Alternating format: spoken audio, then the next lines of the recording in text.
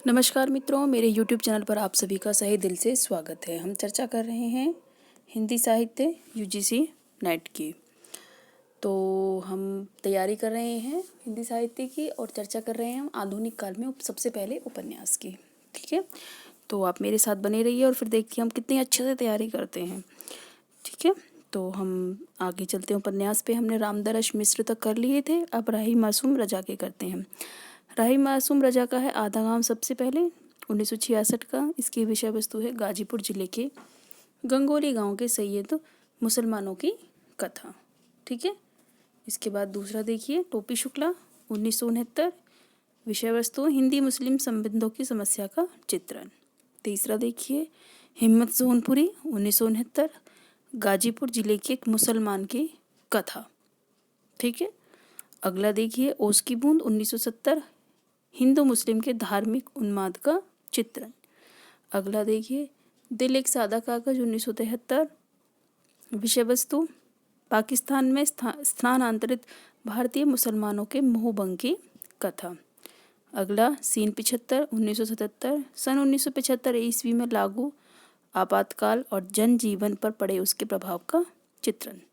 उससे अगला है कटरा भी आरजू, 1978। इलाहाबाद के एक मोहल्ले में रहने वाले हिंदू मुस्लिम की कहानी। ठीक है, अब हम चलते हैं बद्दी उज़्ज़मा पे।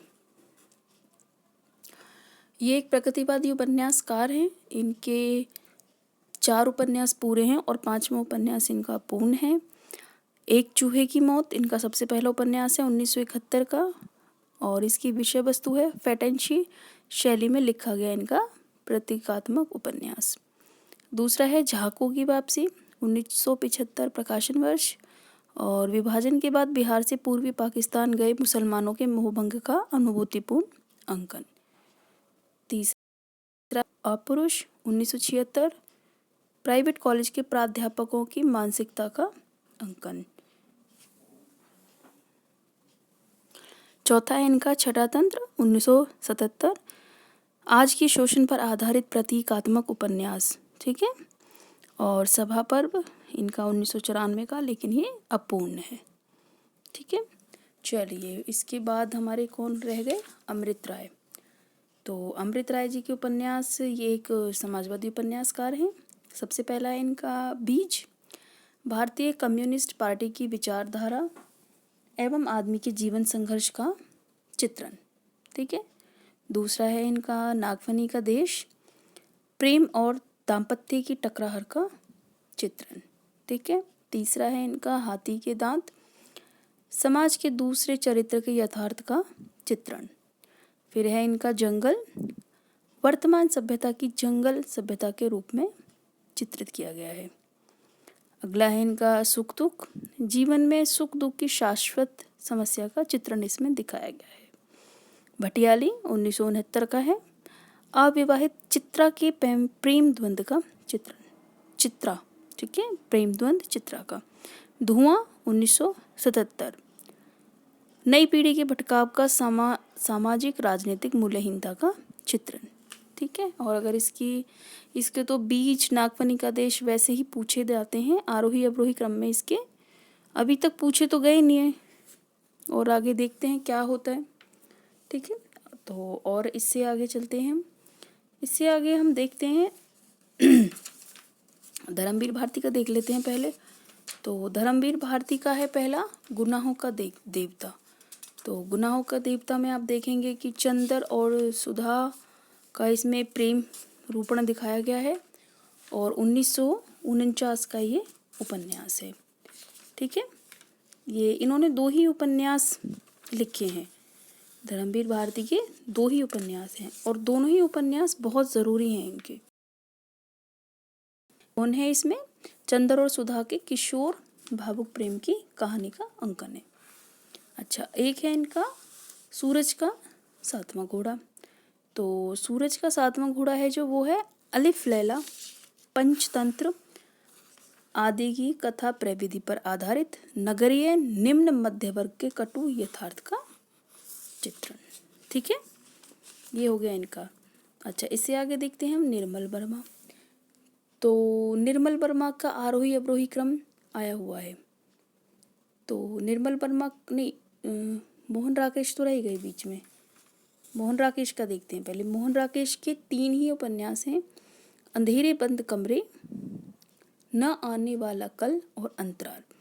अंधेरे बंद कमरे हैं 1961 का, और ये दिल्ली के अभिजात्य वर्गीय हरवंश और नीलिमा। ठीक है, तो हरवंश और नीलिमा पात्र पूछ लिए जाते हैं कि हरवंश और नीलिमा जो पात्र हैं वो किस उपन्यास के हैं, तो वो हैं अंधेरे बंद कमरे के।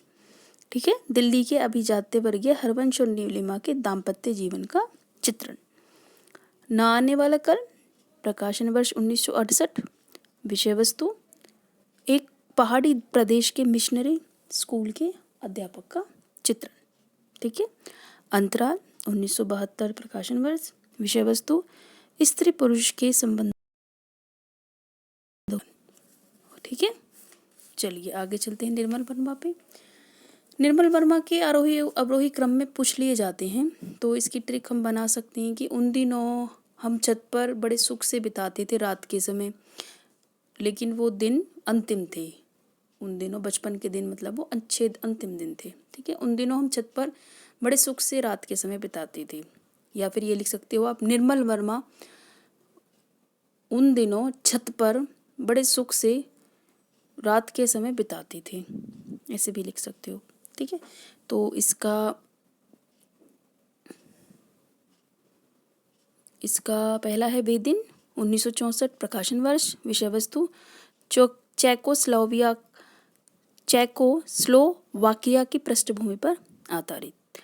दूसरा है लालटीन की छत 1974 प्रकाशन वर्ष। विषय वस्तु एक वय संधि की लड़की की मानसिकता का चित्रण। ठीक है, तीसरा है एक चितड़ा सुख वर्ष 1979। विषय वस्तु बिट्टी ईश मुन्नू आदि की अधूरी जिंदगियों की कहानी। अगला है रात का रिपोर्टर 1989, आतंक, अविश्वास, रहस्य और मानसिक यात्रा का अंकन। और सबसे लास्ट है अंतिम, तो अंतिम अरण्य 2000 का। ठीक है, चलिए ये हो गया आपका। अब हम देखें आगे, देखें या नहीं देखें, क्योंकि वीडियो थोड़ी सी बड़ी हो ही जाएगी। फिर अगर हम देखते हैं तो हो जाएगी, नहीं देखेंगे तो नहीं होंगे। आप बताइए देखें या ना देखें। चलो देख ही लेते हैं। चलिए अब देखते हैं हम पहले कमलेश्वर के देखें। चलिए कमलेश्वर के देख लेते हैं। तो कमलेश्वर का है पहला एक सड़क 57 गलियाँ, प्रकाशन वर्ष 1957 का ही है। विषय वस्तु लीला नौटंकी करके जीविका उपार्जन करने वाले समाज का चित्रण। दूसरा है डाक बंगला 1959 प्रकाशन वर्ष। विषय वस्तु मातृहीन कथा नायिका ईरा की संघर्ष कथा का चित्रण। ठीक है, तीसरा है लौटे हुए मुसाफिर 1961 प्रकाशन वर्ष, और विषय वस्तु है सांप्रदायिक समस्या का चित्रण। अगला है फिर समुद्र में खोया हुआ, क्लर्क श्यामलाल, उनकी पुत्री तारा, पुत्र विनर की कथा। अगला है काली आंधी 1974। विषय वस्तु स्त्री के राजनीतिक और पारिवारिक दायित्व एवं द्वंद्व का चित्रण। अगला है आगामी अतीत आपका है 1976 का। ठीक है, तो अगला है तीसरा आदमी 1976 का, और इसकी विषय वस्तु मध्यवर्गीय दंपत्ति के बीच तीसरे व्यक्ति के आने की कहानी। अगला है वही बात 1980, मध्यवर्गीय स्त्री की विसंगति एवं भटकाव का चित्रण। अगला है सुबह दोपहर शाम, स्वतंत्रता संग्राम में क्रांतिकारी दल की भूमिका का चित्रण। ठीक है, उससे अगला है रेगिस्तान, और इसका प्रकाशन वर्ग है 1988। विषय वस्तु है आदर्शों के टूटने का मार्मिक चित्रण। ठीक है, आदर्शों के टूटने का मार्मिक चित्रण। चलिए उससे अगला है आपका कितने पाकिस्तान है 2000 का। ठीक है, चलिए अब हम देखते हैं आगे यशपाल का। यशपाल का है, अच्छा तो यशपाल जी का है सबसे पहला दादा कामरेड है इनका 1941 का।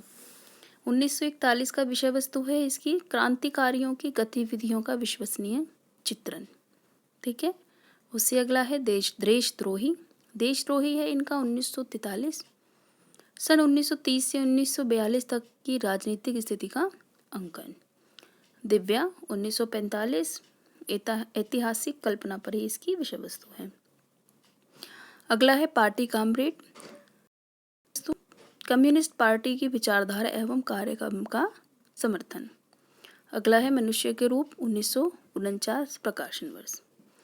उससे अगला है अमिता। अमिता है ऐतिहासिक उपन्यास 1956 प्रकाशन वर्ष। अगला है झूठा सच। झूठा सच भाग 2 में डिवाइडेड है, जिसका प्रथम भाग है वतन और देश और दूसरा भाग है देश का भविष्य।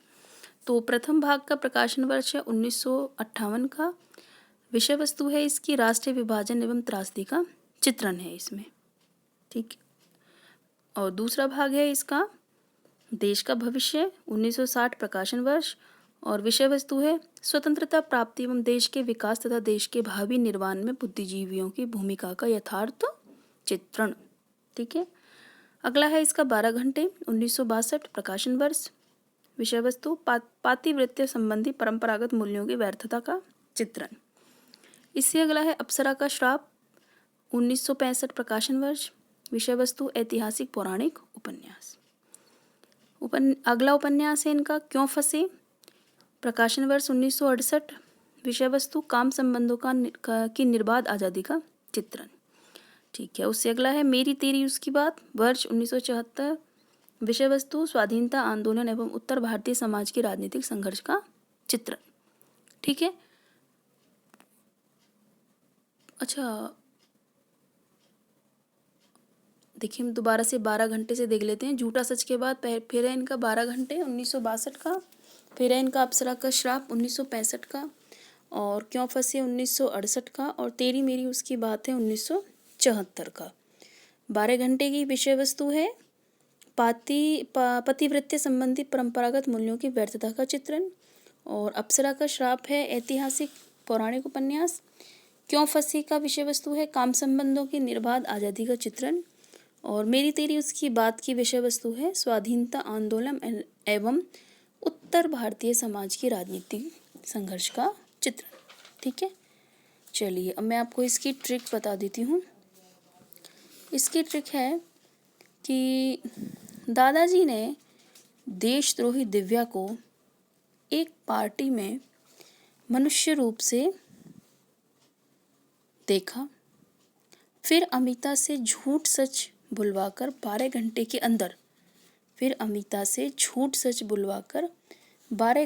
अंदर उस अप्सरा को फंसा दिया।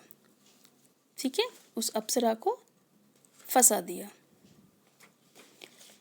तो अब आप इसमें देखेंगे दादाजी मतलब दादा कामरेड, देशद्रोही मतलब देशद्रोही, दिव्या मतलब दिव्या और एक पार्टी में पार्टी मतलब पार्टी कामरेड और मनुष्य रूप में देखा यानी कि मनुष्य के रूप। फिर अमिता से झूठ सच बुलवाकर, अमिता मतलब अमिता और झूठ सच मतलब झूठा सच 12 घंटे के अंदर, 12 घंटे मतलब 12 घंटा उस अप्सरा को, अप्सरा है यानी कि अप्सरा का श्राप। ठीक है। अप्सरा को फंसा दिया। ठीक है। फंसा दिया मतलब क्यों फंसे और मेरी तेरी उसकी बात कहकर, ये भी लिख सकते हो आप, क्यों फंसाया मेरी तेरी उसकी बात कहकर।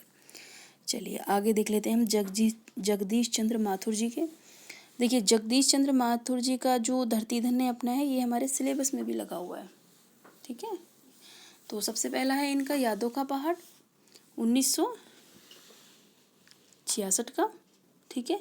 दूसरा है इनका धरती धन्य अपना 1972 का। अच्छा, मैंने इस पूरे उपन्यास की वीडियो बना के यूट्यूब पे डाली हुई है।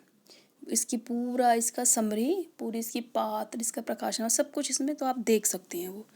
ठीक है। तो धरती धन्य अपना 1972 ईस्वी का पंजाब के ग्रामीण दलित जीवन की कथा पर आधारित है।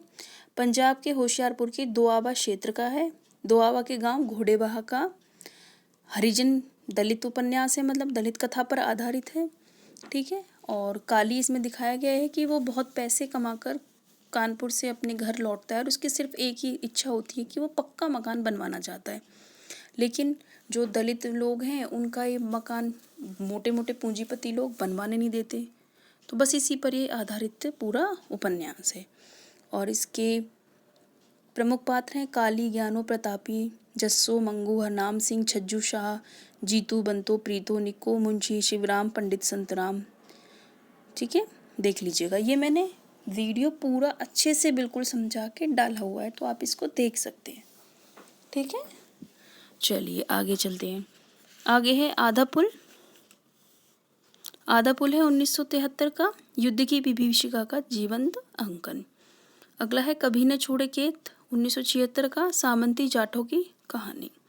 उससे अगला है मुट्ठी भर कंकर 1976। ये भी विषय वस्तु है पंजाबी शरणार्थियों के दुख और संघर्ष की कहानी। उससे अगला है टुंडा लाट 1978 अस्थायी कमीशन प्राप्त सैनिक सुनील की प्रेम कथा। उससे अगला है घास गोदाम, दिल्ली के आसपास के किसानों की बर्बादी की कहानी है इसमें। ठीक है, घास गोदाम में। और अगला है नरक कुंड में वास 1994 का। धरती धन ने अपना उपन्यास का इसमें विस्तार से विवरण किया गया है। अगला है लाट की वापसी, टुंडा लाट उपन्यास का विस्तार।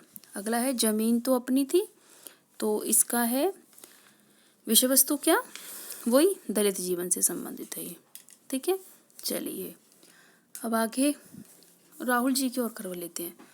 चलिए, राहुल सांकृत्यायन। ठीक है, इनका उपन्यास है जीने के लिए 1940 का। विषय वस्तु है भारत के विक्षुब्ध सामाजिक एवं राजनीतिक स्थिति का चित्रण। अगला है सिंह सेनापति 1942 प्रकाशन वर्ष। विषय वस्तु वैशाली तथा तक्षशिला के गणराज्यों की कथा। अगला है जय योद्ध है 1944 का प्रकाशन वर्ष। विषय वस्तु यमुना, सतलुज एवं हिमालय के बीच स्थित योद्धे राज्य के अवसान का चित्रण। उससे अगला है मधुर स्वप्न 1950 का। मध्य एशिया में आविर्भूत मंजदक के अनुयायी अंध जरगर के जीवन दर्शन का चित्रण। उनसे अगला है विस्मित यात्री 1954 बौद्ध यात्री नरेंद्र यश के जीवन पर आधारित। और इनका जीने के लिए पहला राजनीतिक उपन्यास था। उसके बाद है 1961 में दिवोदास, जो आर्यों के उन्मुक्त कंठा रहित जीवन का जिसमें चित्रण दिखाया गया है। चलिए बस आज इतना ही करते हैं, क्योंकि वीडियो फिर लंबी हो जाएगी। तो मेरे साथ बने रहने के लिए आपका बहुत बहुत धन्यवाद। और प्लीज़ लाइक कीजिए, सब्सक्राइब कीजिए।